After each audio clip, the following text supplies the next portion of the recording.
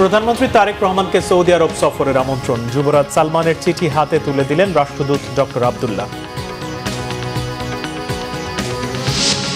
নিম্নচাপের প্রভাবে রাজধানী সহ দেশের বিভিন্ন জায়গায় বৃষ্টি। কক্সবাজারে পাহাড় ধস, নারী শিশুসহ 10 জনের মৃত্যু। তেহরানে সর্বোচ্চ ধর্মীয় নেতা আয়াতুল্লাহ আলী খামেনির শোক র্যালিতে লাখো মানুষের ঢল। হত্যার প্রতিশোধ আর ট্রাম্পের রক্ত চেয়ে স্লোগান শোকাতুর জনতা। বিশিষ্ট শিক্ষাবিদ অধ্যাপক আবুল কাশেম ফজলুল হককে শেষ শ্রদ্ধা নিবেদন বাংলা একাডেমি, কেন্দ্রীয় শহীদ মিনার ও ঢাকা বিশ্ববিদ্যালয়। বুদ্ধিজীবী কবরস্থানে দাফন সম্পন্ন। দেখছিলেন সংবাদ শিরোনাম। এবারে বিস্তারিত সংবাদ। প্রধানমন্ত্রী তারেক রহমানকে সৌদি আরব সফরের আমন্ত্রণ জানিয়েছেন দেশটির যুবরাজ মোহাম্মদ বিন সালমান। একই সাথে সৌদি যুবরাজও বাংলাদেশ সফরের আগ্রহ জানিয়েছেন।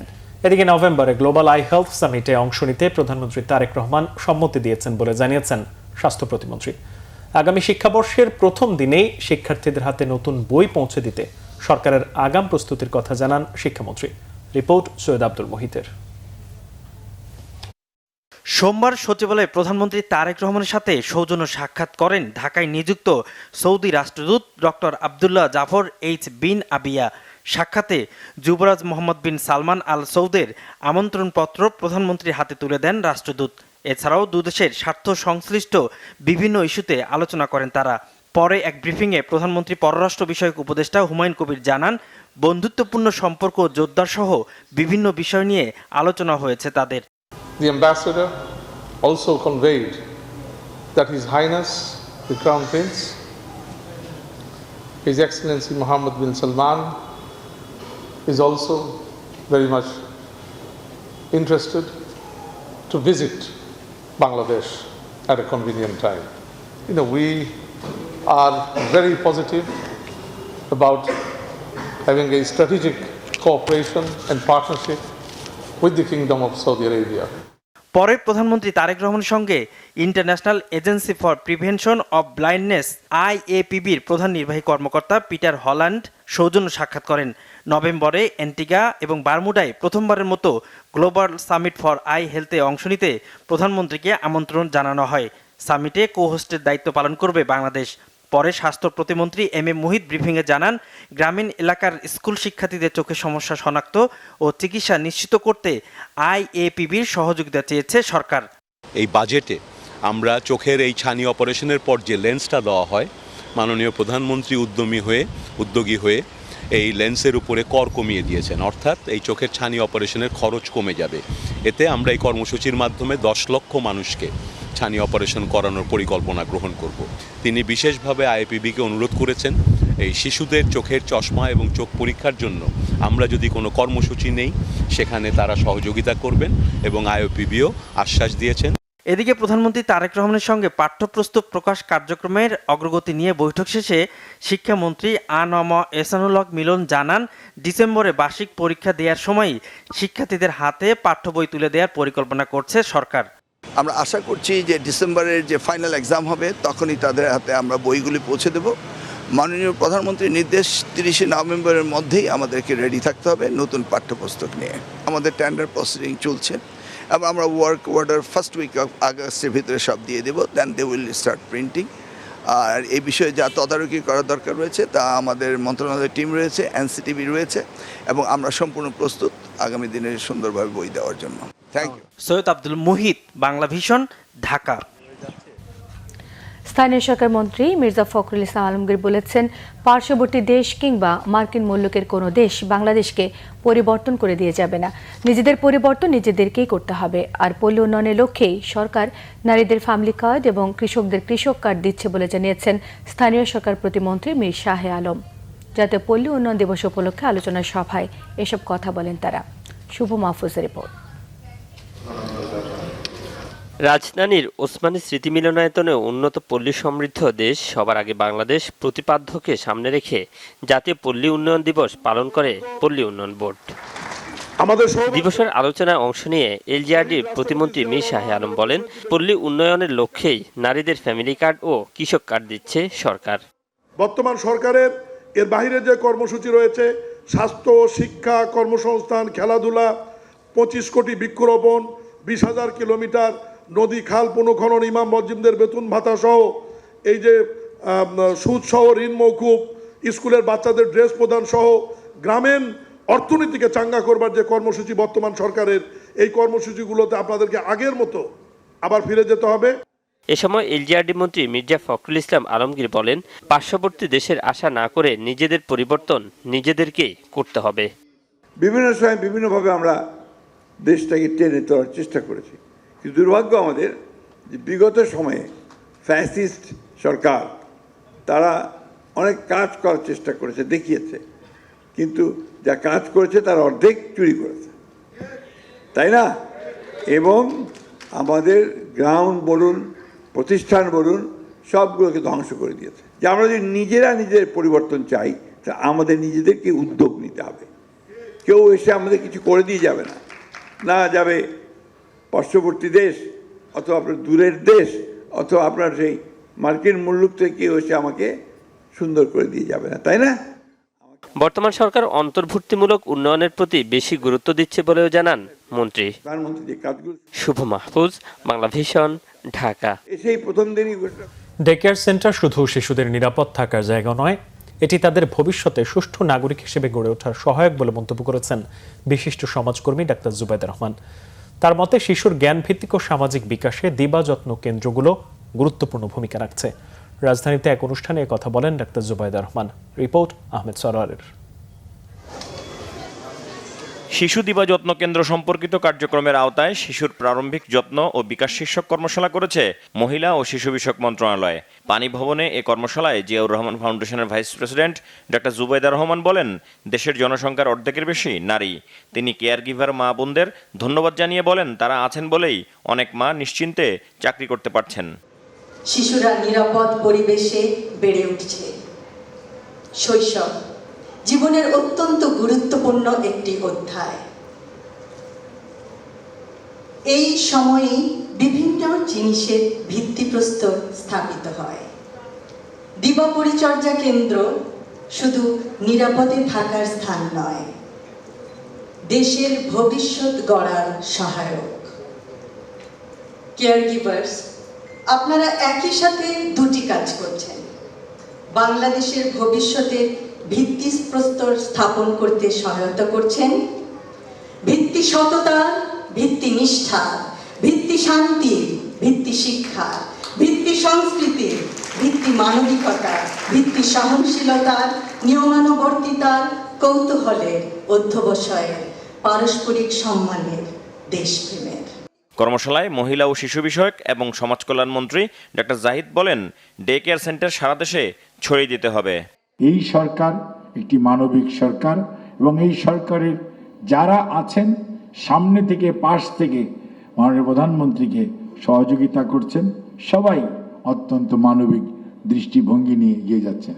বর্তমান সরকার একযোগে কাজ করছে আপনাদের অর্থাৎ আমাদের আগামী ভবিষ্যৎকে সুন্দর করার জন্য এবং এমন একটি আগামীর প্রজন্ম তৈরি হোক, যেই প্রজন্ম আমাদের চেয়েও ভালোভাবে বাংলাদেশকে সামনের দিকে এগিয়ে নিয়ে যাবে। এর আগে ডাক্তার জুবাইদা সকাল 10:30টায় তেজগাঁও সরকারি বালিকা শিশু পরিবার পরিদর্শন করেন। সেখানে কিছু সময় কাটান শিশুদের সাথে। এরপর ভূমি ভবনে শিশু দিবা যত্ন কেন্দ্র পরিদর্শন করেন তিনি। আহমেদ সরোয়ার, বাংলা ভিশন, ঢাকা। সকাল থেকেই ঢাকায় থেমে থেমে বৃষ্টি হয়েছে। ঢাকা ও পার্শ্ববর্তী এলাকায় আরও বৃষ্টি বা বজ্রসহ বৃষ্টির আভাস রয়েছে আবহাওয়া অধিদপ্তরের। আগামী 5 দিন দেশজুড়ে অতি ভারী বৃষ্টির পূর্বাভাস দিয়েছে আবহাওয়া অফিস। এ সময় তাপমাত্রা কমবে, মৌসুমী বায়ু দেশের ওপর তীব্রভাবে সক্রিয় এবং উত্তর বঙ্গোপসাগরে অত্যন্ত প্রবল অবস্থা রয়েছে। এছাড়া নিম্নচাপের কারণে আগামী 5 দিন দেশের সব বিভাগেই দমকা হাওয়া সহ হালকা থেকে মাঝারি বৃষ্টি এবং কোথাও কোথাও অতি ভারী বর্ষণ হতে পারে। গতকালের সর্বোচ্চ তাপমাত্রা ছিল 31.8 ডিগ্রি সেলসিয়াস। আজকে সর্বনিম্ন তাপমাত্রা 26.3 ডিগ্রি সেলসিয়াস। নিম্নচাপের প্রভাবে সমুদ্র বন্দরে 3 নম্বর সতর্ক সংকেত চলছে। গত 24 ঘন্টায় বৃষ্টিপাত হয়েছে 3 মিলিমিটার। এদিকে থেমে থেমে বৃষ্টিতে ভোগান্তিতে পড়েন নগরবাসী।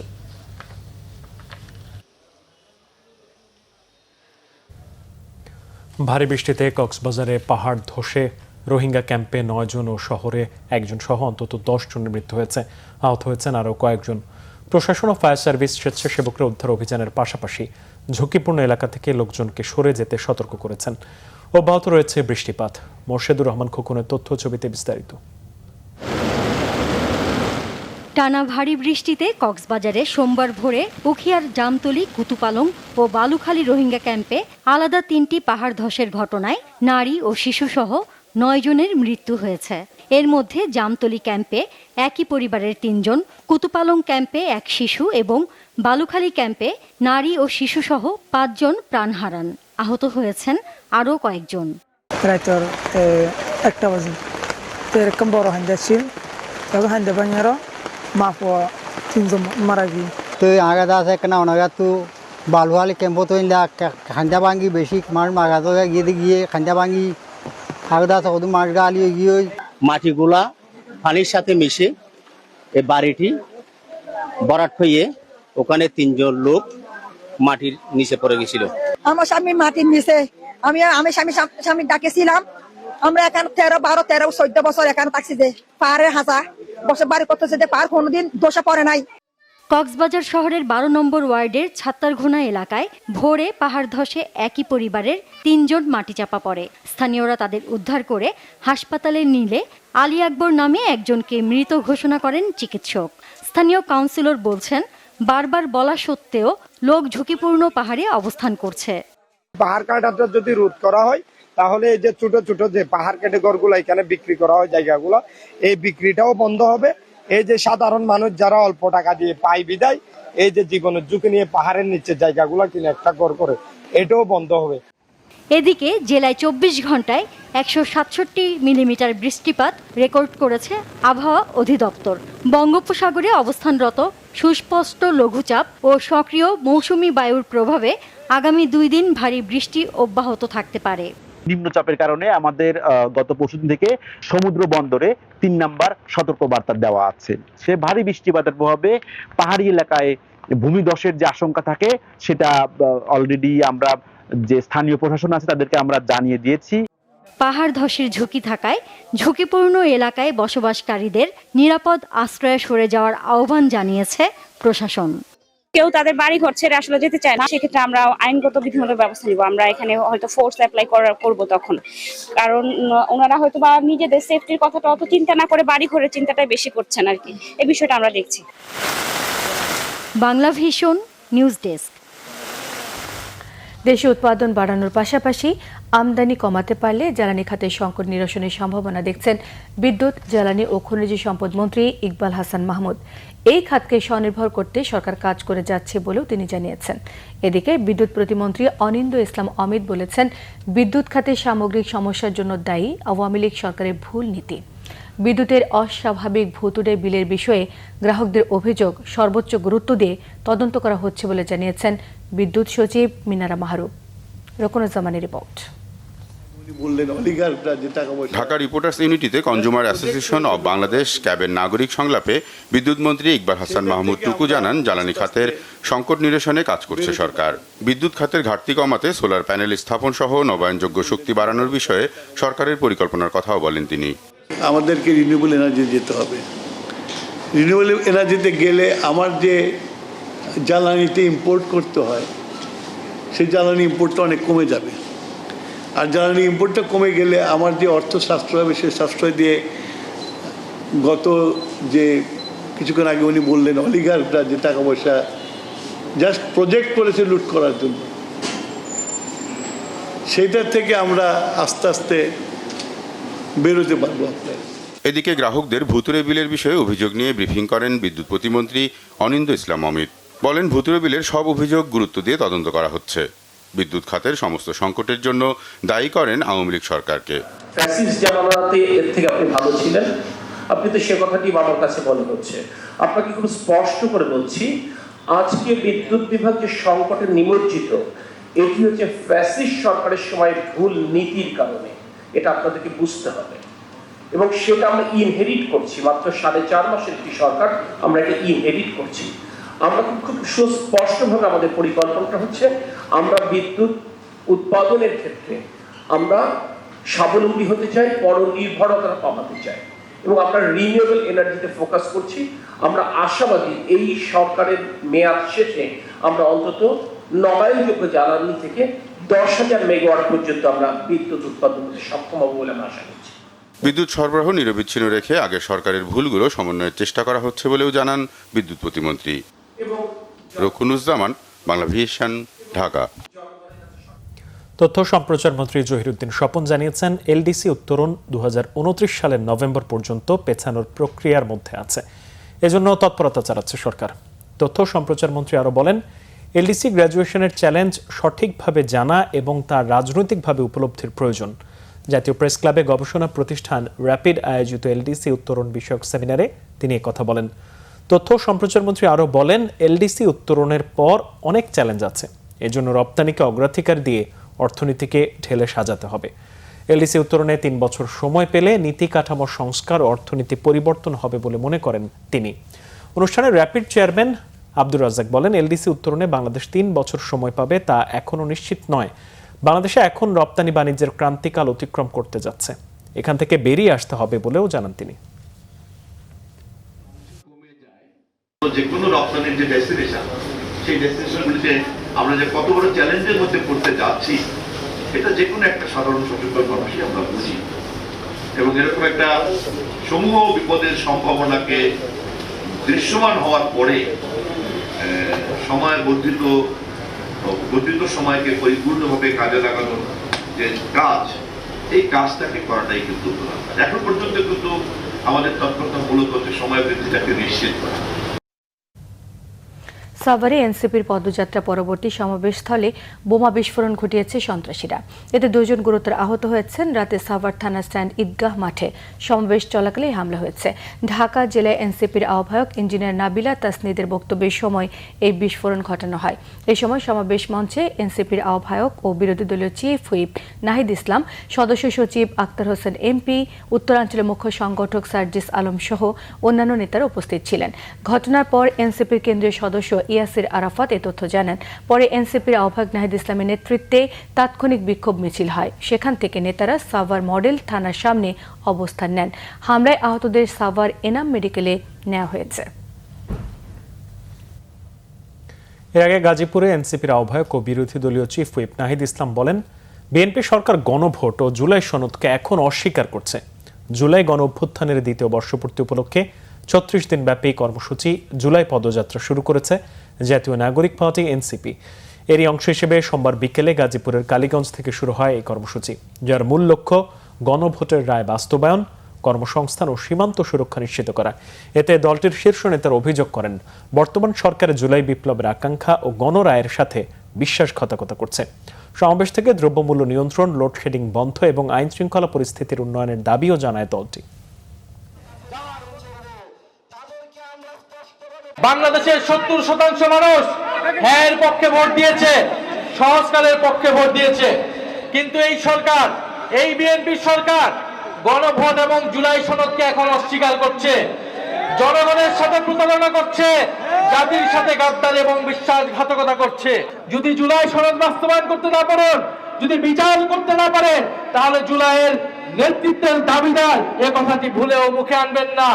জুলাই জাদুঘর খুলে দিন এবং যারা জুলাই গণ অভ্যুত্থানে হত্যাকাণ্ড চালিয়েছিল তাদের বিচার নিশ্চিত করুন। আন্তর্জাতিক সংবাদ। প্রয়াত সর্বোচ্চ ধর্মীয় নেতা আয়াতুল্লাহ আলী খামেনিকে শোক আর শ্রদ্ধায় সিক্ত করে শেষবারের মতো বিদায় জানালো তেহরানবাসী। শেষ বিদায়ের এই যাত্রাপথে প্রায় 12 কিলোমিটার ঘুরেছে তাকে বহন করা কফিন। সঙ্গে ছিলেন শোকার্ত লাখ লাখ জনতার স্রোত। শোককে শক্তিতে রূপান্তর করে আলী খামেনিকে হত্যার প্রতিশোধ নেওয়ার হুঙ্কার দিয়েছে ইরানের শোকাতুর জনতা।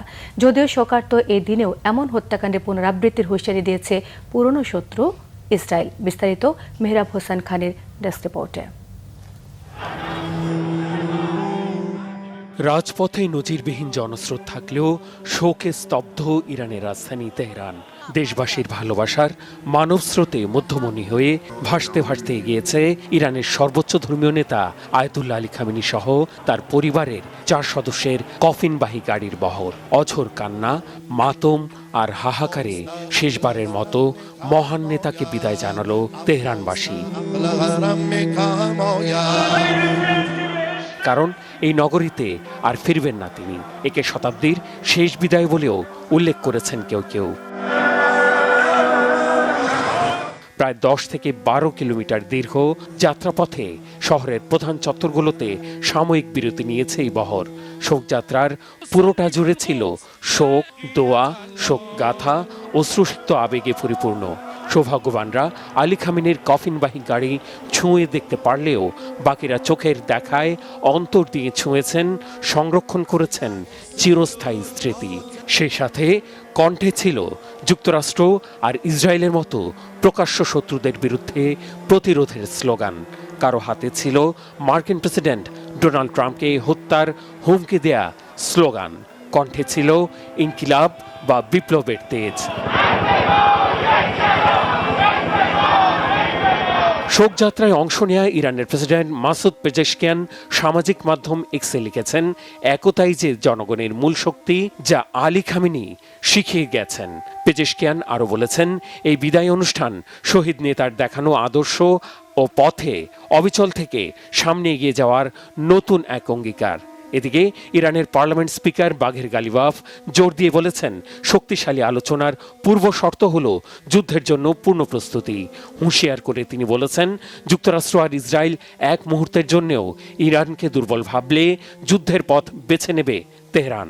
আর আলী খামেনিকে হত্যার প্রতিশোধ নেওয়া হবে বলে হুঁশিয়ারি দিয়েছেন ইরানের প্রধান বিচারপতি গোলাম হোসেন মোহসেনি।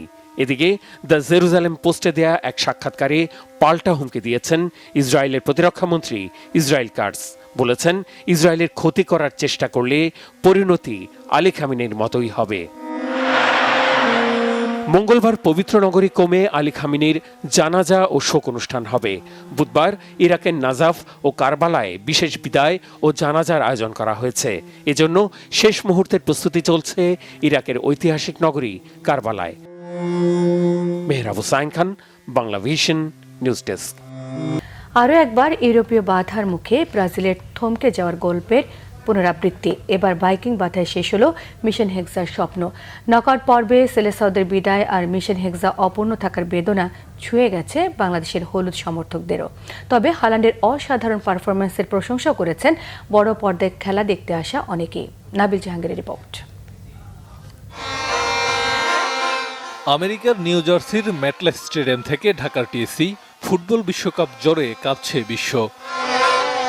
বড় পর্দায় ব্রাজিল নরওয়ের খেলা দেখতে মধ্যরাতে গুড়ি বৃষ্টির মাঝেই টিএসসিতে জড়ো হন শিক্ষার্থী সহ নানা বয়সের ফুটবল প্রেমীরা। প্রিয় দলের জার্সি, পতাকা, মুখে রঙের আঁচড়, এ যেন ম্যাটলাইফ স্টেডিয়ামের বর্ধিত সংস্করণ। তবে নরওয়ের বিপক্ষে ব্রাজিলের পারফরম্যান্সে হতাশ হয়েছেন হলুদ জার্সির ভক্ত সমর্থকরা।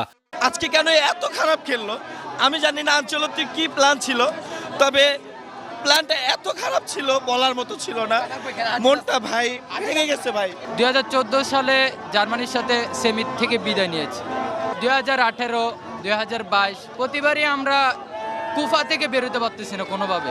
আমি জিতলেও ব্রাজিল সাপোর্ট করি, হারলেও ব্রাজিল সাপোর্ট করি।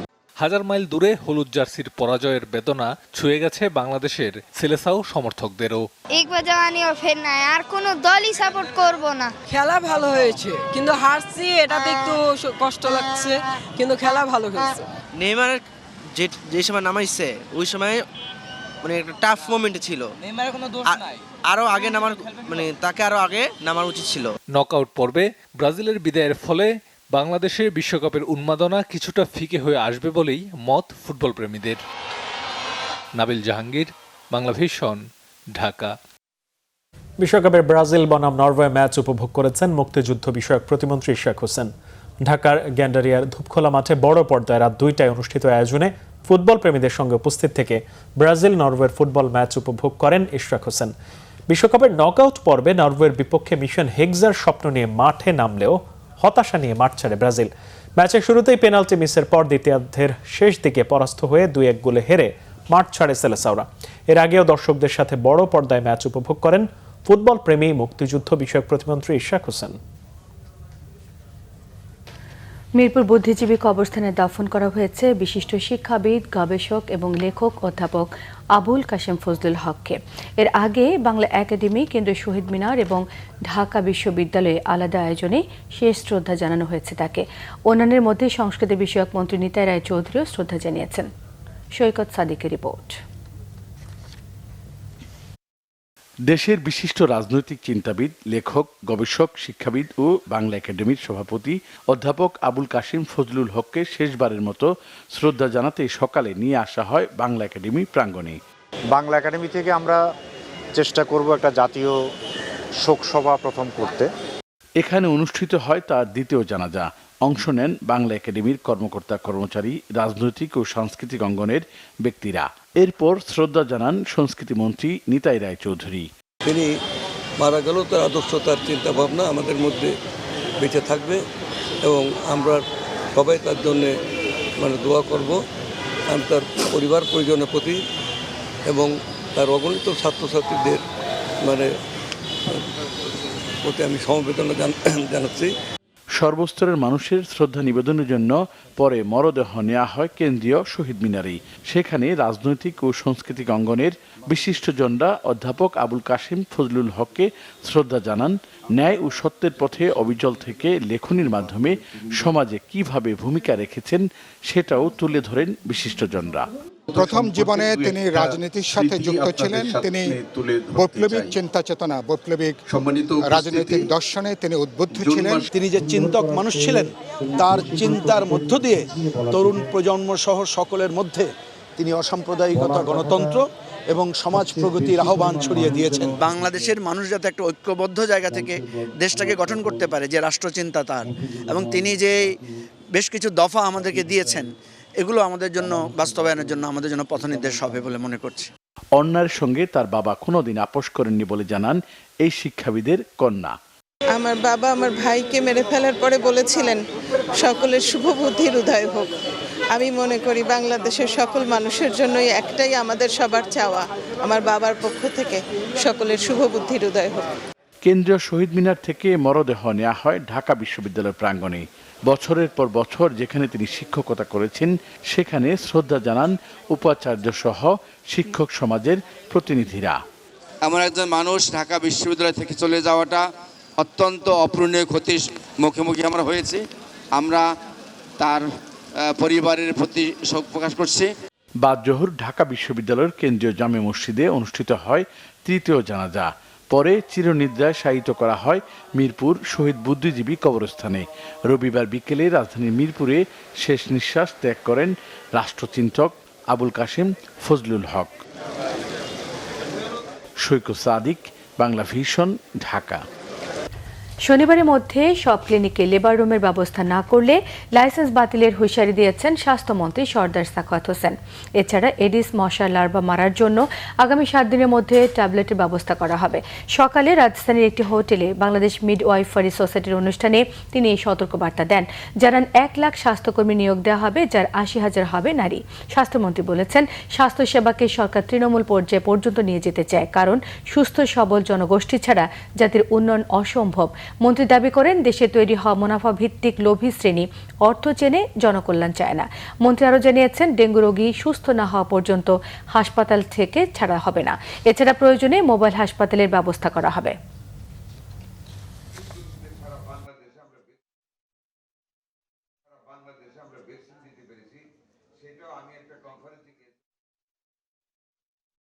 আপনারা জেনে খুশি হবেন, এর মধ্যে আমরা ইনস্ট্রাকশন দিয়েছি আগামী শনিবারের মধ্যে বাংলাদেশের সকল ক্লিনিকগুলিতে লেবার রুম প্রতিষ্ঠিত করতে হবে। যারা না করবে তাদের লাইসেন্স বাতিল করে দেব এবং সেই ক্লিনিক বন্ধ করে দেব। আমরা সকল প্রাইভেট ক্লিনিকে মিডওয়াইফাই নিয়োগের কাজ বাধ্যতামূলক করব, যাতে করে আমাদের মায়েদেরকে নর্মাল ডেলিভারিতে উদ্বুদ্ধ করা যায়। অর্থমন্ত্রী আমির খসরু মাহমুদ চৌধুরী বলেছেন, ডিজিটালাইজেশনের মাধ্যমে সেবা খরচ ও অনিয়ম দুর্নীতি কমানো সম্ভব। সোমবার সচিবালয় ইনোভেশন শোকেসিং 2025-26 আয়োজনে তিনি কথা বলেন।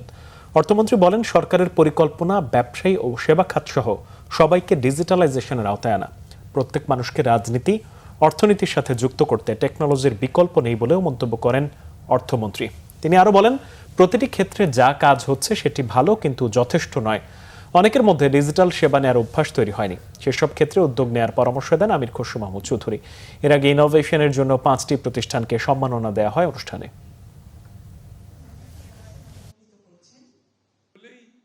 আমাদের টার্গেট হচ্ছে আউটরিচ।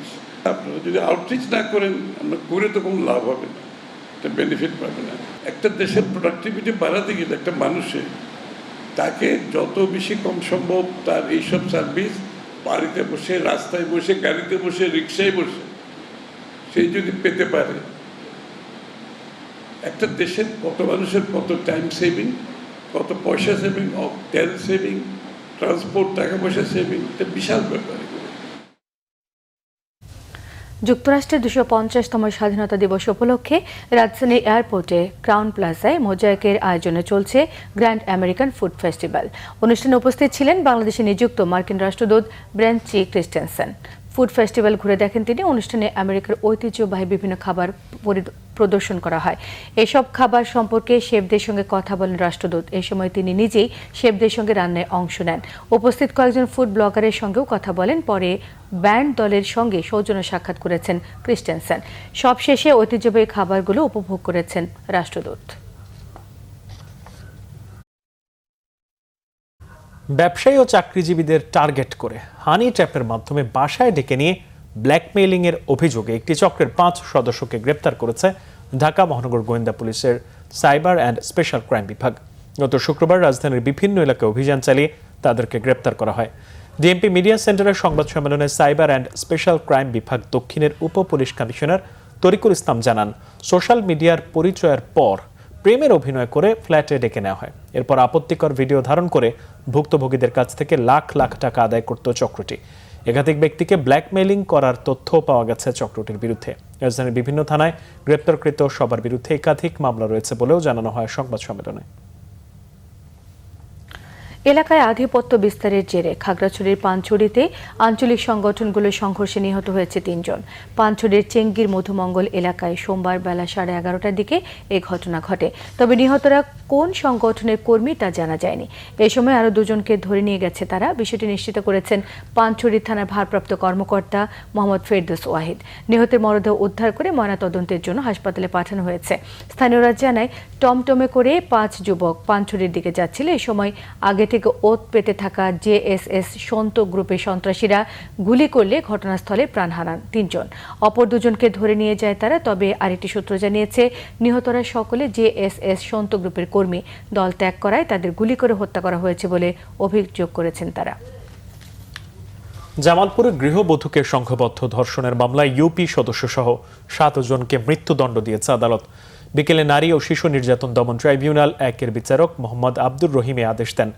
রাষ্ট্রপক্ষের কৌশলী অ্যাডভোকেট ফজলুল হক জানান, 2025 সালের 25 মে বকশীগঞ্জ উপজেলার নীলখিয়া ইউনিয়নের মানজালিয়া গ্রামের তরুণী গৃহবধূকে পরিত্যক্ত ঘরে নিয়ে সংঘবদ্ধ ধর্ষণ করা হয়। সে ঘটনায় ভুক্তভোগী গৃহবধূ পরদিন বকশীগঞ্জ থানায় মামলা করেন। মামলার সাক্ষ্য গ্রহণ শেষে 8 আসামির মধ্যে নীলখিয়া ইউনিয়ন পরিষদের সদস্য আশরাফুল ইসলাম সহ 7 জনকে মৃত্যুদণ্ড দেন বিচারক। একই সঙ্গে প্রত্যেক আসামিকে 1 লাখ টাকা করে জরিমানাও করা হয়েছে। খালাস পেয়েছে ইদ্রিস আলী নামে একজন। দিনের আরো কিছু খবর নিয়ে এখন থাকছে ডেস্ক রিপোর্ট। প্রধানমন্ত্রী তারেক রহমান ঘোষিত গ্রিন ঢাকা ক্লিন ঢাকা কর্মসূচি সফল করতে জাতীয়তাবাদী স্বেচ্ছাসেবক দল কেন্দ্রীয় সংসদের 1 নং সহসভাপতি ফখরুল ইসলাম রবিনের নেতৃত্বে মোহাম্মদপুরে খাল পরিষ্কার পরিচ্ছন্ন কর্মসূচি পালন এবং গাছ লাগানো হয়েছে। উপস্থিত ছিলেন স্বেচ্ছাসেবক দল কেন্দ্রীয় সংসদের সহসভাপতি রফিকুল ইসলাম, রাসেল মাহমুদ সহ সংশ্লিষ্টরা। সাতক্ষীরায় যুব নেতৃত্বে ডিজিটাল নিরাপত্তা, লিঙ্গভিত্তিক সহিংসতা, সুরক্ষা ও ন্যায় বিচার নিশ্চিতকরণে বিভিন্ন স্টেক হোল্ডারের অংশগ্রহণে অ্যাডভোকেসি সভা অনুষ্ঠিত হয়েছে। বেসরকারি উন্নয়ন সংস্থা সিডোর আয়োজনে সাতক্ষীরা সদর উপজেলা পরিষদের হলরুমে এ সভার আয়োজন করা হয়। সিডোর নির্বাহী পরিচালক শ্যামল কুমার বিশ্বাসের সভাপতিত্বে সভায় প্রধান অতিথি ছিলেন সাতক্ষীরা সদর উপজেলা নির্বাহী কর্মকর্তা অর্ণব দত্ত। যথাযোগ্য মর্যাদা ও উৎসাহ উদ্দীপনার মধ্য দিয়ে ৩১তম প্রতিষ্ঠা বার্ষিকী উদযাপন করেছে ঢাকা ব্যাংক পিএলসি।